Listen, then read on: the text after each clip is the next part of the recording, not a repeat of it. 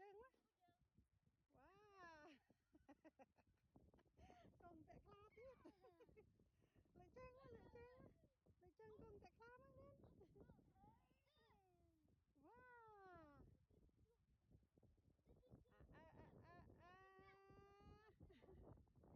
À, à, à, à, à. Tiếp ngày nay ôi sao chị chuyện thật đó ngày nay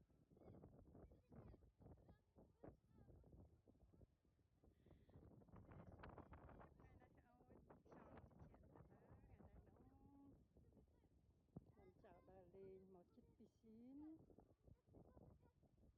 mười tiệp thiệp kêu sang ngắt ê miền bộ miền kêu sang ngắt ê miền bộ kêu bộ